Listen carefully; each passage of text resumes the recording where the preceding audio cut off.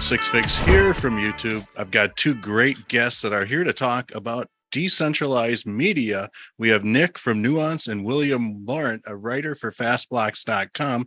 Gentlemen, why don't you go ahead and introduce yourselves? Yeah, so this is my third time being on the show. Thanks. It's always a pleasure, Kyle. And today we have a special guest. We have Nick. He's going to talk about Nuance, and the connection between myself and Nick is that, as you know, I'm editor-in-chief at Fastblocks, and it's running on a platform called Nuance, which Nick is going to talk about. Super excited.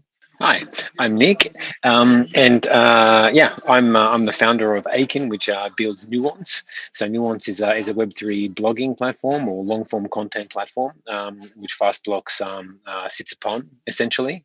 I have a background in publishing and in product management and originally design, and I'm very happy to be here. Yeah, thanks for joining us, guys. Like I said, Nick is one of the designers of Nuance, which is basically a decentralized blog to the people. It's very interesting how this is all put together, and like we mentioned earlier, it does power fastblocks.com, which is built upon the internet computer. So what inspired you to create Nuance? Well, it's kind of, I was in the right place at the right time, actually. So I have a friend who's deep into crypto, one of my good friends, and we've been wanting to work on a project together for quite some time. And he messaged me one day about 2 years ago, and he said, "Hey, have you, and we've been following Ethereum together and Bitcoin, etc." And he messaged me about 2 years ago, and he said, "Have you heard of this internet computer infinity thing?" And I said, "No." He said, "You get a team, I'll give you funds." So I said, "Okay." So I looked into Divinity, and I see, and the more I read about it, the more I was like, "Yeah, this could be, I think what I like to refer to as the on ramp to mainstream adoption of Web3." So I think I was looking when I was looking at the research from Divinity, it was things like you don't have to worry about firewalls and databases and middleware, all this kind of stuff. You just build software and you deploy it, and all the other stuff is taken care of. And in the last 10 years, I've been in product management. Over the last 10 years, one of the things that is always a thorn in my side, I suppose, is that how much engineering capacity you have to put into stuff that the users never see, right? Like it's all of the stuff under the hood that the engineers didn't work on. And when this came out that, hey, you don't need to worry about any of that firewall because it's secure by natively secure and stuff like that, I was like, yeah, this is amazing. So essentially, then I started to build a team. And I built a team, and as I mentioned before, I have a background in publishing. So of course, before the internet computer, there wasn't really a platform where you could publish. You could have content on the chain itself. So so as I said, with my background in publishing, it was an organic thing to say, okay, let's build a publishing platform on the chain, and because it's now possible. Yeah, that's awesome, and I think. One of the most important aspects of this is that it is truly decentralized, meaning that the governments might be able to block the app, but they can never really shut it down, which is very important. And I don't know, William, you have experience in journalism as a writer. Have you seen when governments shut down websites that provide in-depth news and stuff like that? It's definitely a big problem around the world. Even here in the United States, there is censorship problems, and when we start talking about some of these more dictator states and countries, like, man, I just can't help but to think a website like Nuance or Fastblocks solves a lot of issues. if you can connect to those journalists in those countries and things like that. What are your thoughts on that, William? Yeah, well, Twitter is sort of a dictatorship, isn't it? I was put in Twitter jail twice. I was ultimately suspended from Twitter. I didn't fight my case. I didn't feel that it was worth it. And ultimately, I had left Twitter with my main account. I did have a couple alt accounts, but still, no reason for me to be banned. On Fast Blacks last month, I did a story of Ed and Brian Krasenstein, who had 1.2 million followers on Twitter and were just kicked off with no reason, accusations. So I'm one of the things that got me super excited about what we're building on Nuance was the fact, as you say, it's fully on chain. It can't be censored. We can't deplatform people. And then there's other cool Web3 things coming, which I'm super excited about, is the ability for writers to NFT their writing, right, and be able to fractionalize that and be able to monetize that. So yeah, I mean, other countries. You look at what I talk to people in China, I talk to people in Iran, and there's ways that they can get around the impediments put in place and communicate. But so many of us invested a lot of time on Twitter, which is the town hall of the free world right now. And to live in fear that you're going to get booted off and all that work that you've done grinding and building followers, it's really, I sometimes wonder, like, oh, should I even post this? That's a really bad feeling. Yeah, definitely makes you feel uneasy when you have to consider any type of repercussions for anything that you honestly feel. Big time problem. And I think, sorry, can I just jump in here? Yep, absolutely. Yeah, and I think so. Censorship resistance is one thing, but I think Web3 provides other core benefits. So for example, what we've already mentioned, fair monetization for the content creators, right? So we're talking here about not the middleman taking 90% of the profits, right? And then the other part, as we've also talked about already, sort of mentioned today, is around that community governance, right? So one of the big risks we have with Twitter or anything else is platform risk, right? We've seen it time and time again with Twitter, with LinkedIn, with many other platforms, right, where they just change the rules. Hey, everybody, build on us, help us. And then, sorry, boop, we're going to change that now because we think we can make money from it. And all that is gone away, right? Because that is up to the community to decide. So it's the community governance, the fair monetization, and of course, the censorship resistance is the three big things I think that we can do on Web3. Yeah, that's wonderful. And kind of before we started the show, you were kind of mentioning how there's going to be some ways to monetize these articles that people upload, and in addition, you're talking about some features like being able to fact check articles and stuff like that. What can you tell us a little bit more about that? Sure. I mean, our goal is to be the world's most trusted platform for long form content. And that sounds kind of dreamy, but I mean, we already have content moderated by Mod Club. So that means that every single article that is published on Nuance is moderated. Now we don't have that on Fast Blocks yet because basically William does that, but we do have content moderation. So that means that every content applies by the content rules. Now, of course, when we become a DAO, those content rules are defined by the community. In addition to that, we're teaming up with Factive. They were they're a startup building a fact checking capability on the IC, and they have a very I would say modern way of providing through staking and things like that, the way to and algorithmic fact checking. Because of course fact checking at scale is not feasible with humans, but they've come up with sort of like an algorithm and a method to fact check articles. So we've teamed up with them, and we will be working with them over the next months to have that fact checking in place. And at that point, I mean, even with Mod Club, every single article is moderated. We're really living up to that goal of being the most trusted platform in the world. And regarding the monetization thing, of course, this is where Web3 really really shines, right? That is like there's the whole DeFi space, but there are so many mechanisms that are just not possible on Web 2. So we're building at the moment, or we're in a technical design, and we start building soon, is where we have premium articles which you can only access if you have a particular NFT. So we have NFT kind of article access, and that's our MVP, you could say. But we have other other monetization ideas, and I suppose our big one is, this is inspired by Vitalik from Ethereum.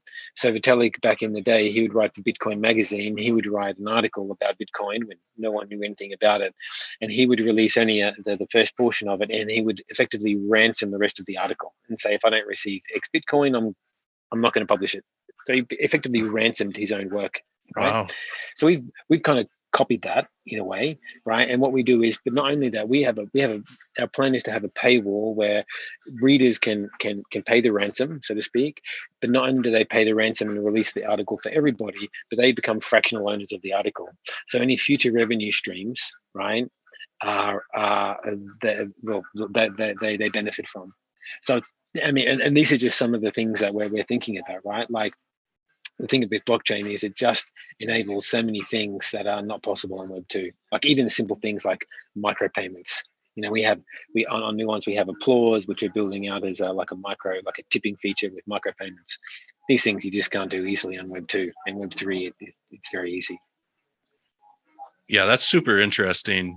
Loving how you guys are thinking outside of the box with this whole monetization thought process on these articles and stuff like that. I mean, Pandora's box just opens up wide when we're talking Web3. I mean, you can advertise anything you want without any repercussions, basically, or you can really work any angle possible to generate revenue. So that is cool. Let's see here. So do you guys have anything, any NFT projects out right now, or is that something coming? Well, at the moment, we have our first step. So it's basically the easiest step we have, what we call, I suppose, the MVP, is this NFT article access. So soon, within the next couple of months, we'll be able to have it where when an author publishes an article, they'll be able to say, I want this to be a premium article. And they can then specify the number of NFTs or the number of issues or copies, maybe is a better word, they want to sell, and then a price. And then when a reader goes to that article, they can't read it unless they have the NFT. They can purchase the NFT and grant access. And of course, because it's an NFT, then they can go and sell that. Yeah. Right. Like it's, and what we do is we in the first iteration, the full article is not an NFT. So that's iteration 2, when the article itself is an NFT. But even in the first iteration, the header image, so that's the main image you see on Nuance, and as well as the top of the article, that the title and the introduction part are all in the NFT, right? And we're working with a novelist at the moment, and they have original artwork. So they're going to release they're going to basically use the publication feature that Fastblocks is using to create a book. And rather than have categories, they're going to have chapters, and then within the chapters they have the articles or the pages, the content. And in each of those articles or pages or chapters rather, they're going to have original artwork. So the idea is they're going to allow 100 NFTs to be minted for that chapter of that book. And of course, that has the original artwork in it and things like that. So the ambition is that these NFTs will be worth something one day. And if not, then they can just sell them on the secondary market, and that premium access can go to somebody else. Yeah, that's so cool. It's way cool. I mean, it's just, you think even back like 5 years ago, like, wow, and how far all this stuff has come. It's just insane to think about, what the future has in store for us.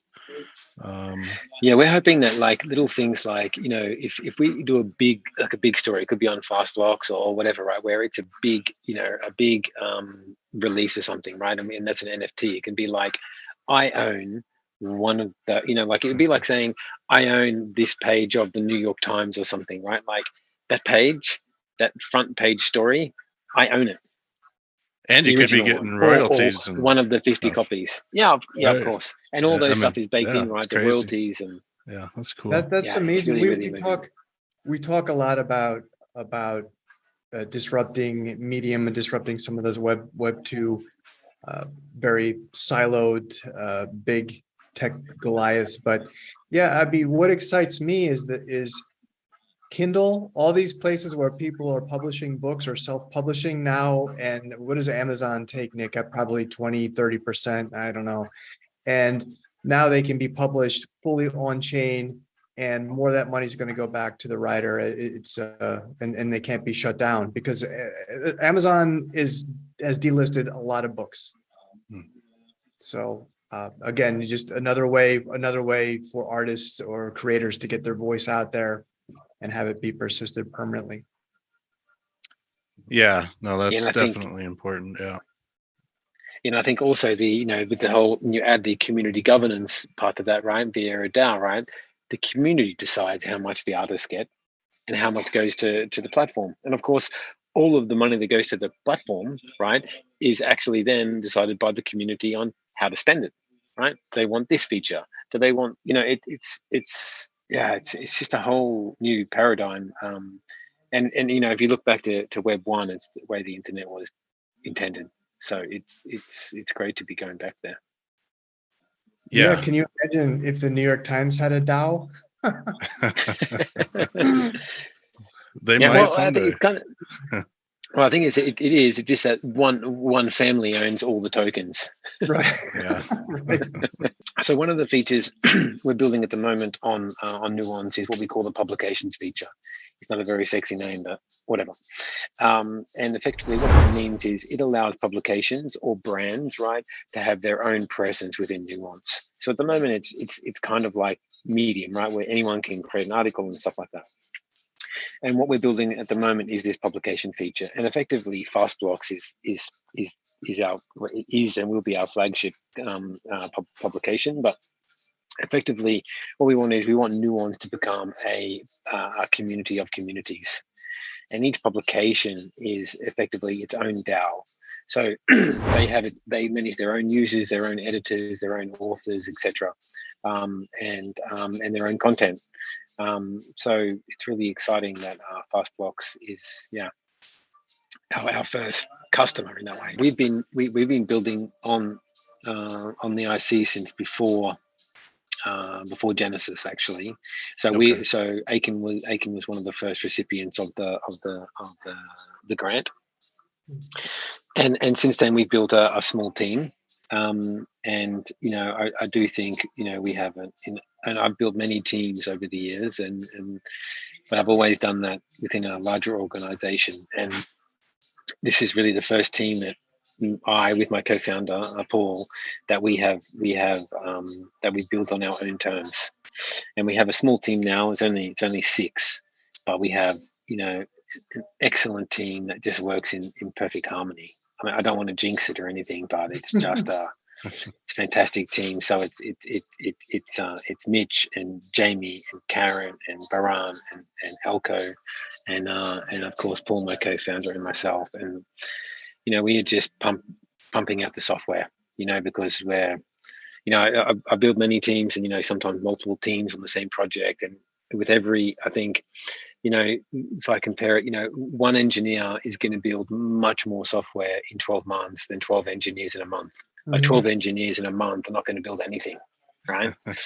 But one engineer in a year is going to build some very high quality in a lot of software.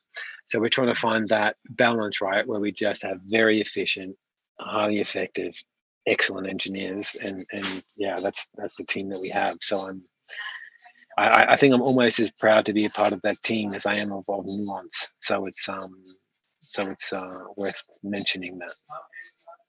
Yeah, that's awesome. It seems like it's been a long time coming to really get to this point. I mean, you mentioned you guys have been building since before Genesis. So congratulations to all the success that you've experienced so far. Other than that, guys, do you guys have any closing thoughts? Yeah, thanks for having us on. And it's always pleasure. And you can go to fastblocks.com for Web3 news that is fully on chain and fully uncensored. And a lot of cool things are coming down the road soon for us. Yeah, 100% on chain. There's not a line of code that is not on the IC. I love that. Yeah, we're one, and to be honest, we're one of the few projects that actually is that. We don't use a CDN, we don't use anything. It's pure IC. Yeah. Yeah, I love that. So, all right, gentlemen. Well, thank you Cool. for being here today. I truly appreciate it. If you guys are interested in learning more about Nuance or Fast Blocks, I will link everybody's socials in the description, in the pinned comment. Gentlemen, thanks again for taking the time to discuss Nuance and Fast Blocks.